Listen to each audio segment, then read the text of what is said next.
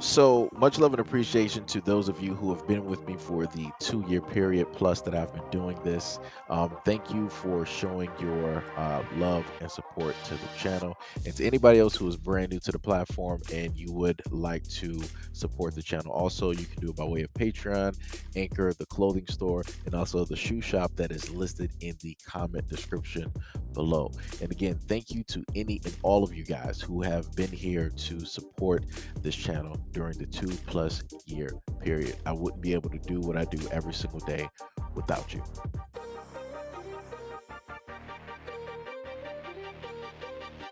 Late summer night 2 years ago, Tiburon police asked Yima Khalif to prove that he owned Yima, the local clothing store that bears his name.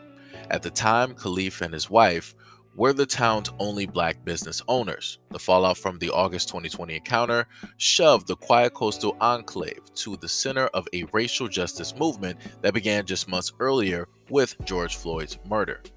But after initially threatening a $2 million lawsuit in federal court, the couple states that they were able to achieve meaningful reform by staying out of the courtroom and directly engaging with town officials. Tuesday, the couple stood in front of their store in Tiburon's casual downtown area to announce this reform. Changes include police policy and training updates, as well as the formation of a citizens advisory panel to provide a forum between residents and police. One of the store owners is expected to serve as a member. The couple will also receive $150,000 payments, a portion of which they say will go to a scholarship fund they run through the store. Khalif and his wife hadn't reached a settlement with the neighboring city of Belvedere, which also had an officer at the store that night. David Anderson, one of their attorneys, stated that the Belvedere's leaders weren't up to the conversation. Khalif stated that he and his wife never wanted to involve the courts. Quote, "For this to happen was very unfortunate and still is unfortunate. We hope that the Tiburon agreement is going to be something that other cities and other counties can actually copy." It all stems from an August 21st, 2020 incident that was recorded by an officer's body-worn camera. At around 1 a.m., Officer Isaac Madfis approached the couple as they were restocking after closing, asked what they were doing. Khalif stated that he and his wife were doing our thing. The officer continued questioning Khalif, who asked to speak to a supervising officer. Madfis kept pointing out how late it was, and that stood out to him to see people there. Sergeant Michael arrived and suggested that Khalif put his key in the door lock to prove that he and his wife belonged there. As Khalif began to comply, a neighbor interjected, quote, "This is his store."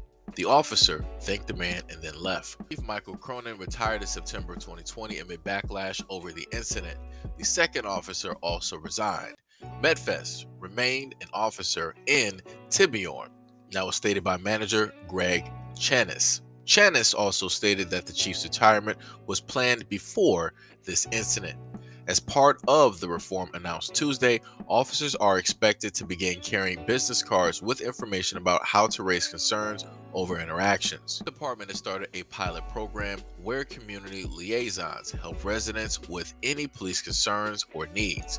The agency also increased the frequency of bias training from every 5 years to every 2. Tiburon's mayor, John Wellner, stated he was pleased to avoid litigation in resolving the situation. Quote, "The changes proposed by Yema and his wife are very positive and will help make the town of Tiburon a leader in the area of diversity, inclusion, and transparency." Charles Boner, another of the couple's attorneys, stated that the agreement shows that such cases can be resolved at a peace table without going to war. I'm just gonna be real. Shout out to all the people that keep saying that racism, bigotry, and discrimination does not exist and that it doesn't happen to black people, because clearly these black store owners would have a different outlook directly on that, right? Considering that you had two different officers come directly to the scene and wanted them to prove that they actually owned the store, wanted them to prove that they actually belonged there, right? Because it's looking a little bit dark out. What are you guys doing here? And all, you clearly see that they're calmly restocking. Why do you think that they would be stealing? I've never seen criminals break into a store to restock the shelf. Like I said before, the incompetence that is out here is ridiculous. It's ridiculous, and it's only white people that do stuff like this. Black people don't do this to other people. We don't. We just don't. Like, we're not going to roll up to somebody's store like, "Oh, what are you doing here? Should you do you belong here? Do you know where you are? I've never seen you here before. Is this actually your store? Can you prove to me that this is your store? Do you have any identification? What does your state ID say? Where did you originally say that you came from? Who's your family again? You know, my family, we've been here for 100 years, and we've we pretty much know everybody that's in this general vicinity. Everybody, like, everybody knows us. We know everybody, but we've never seen you. Who are you? Like I said, there's a lot of stuff that white people are able to do. Case in point, this is it. They can question the only black shop owners if they own the black shop that is the only one there. You can't make this up. You can't make this up. Look here, all I'm saying is, at the end of the day, a lot of y'all better be happy that black people always stated that they just want peace, that they just want respect, that they just want their dignity, right?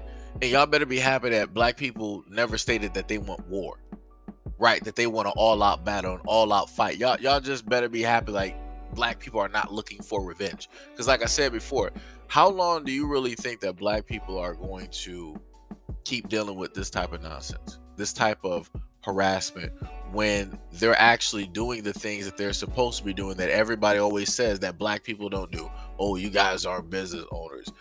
You guys, are, are not, are always committing crimes. You guys are right.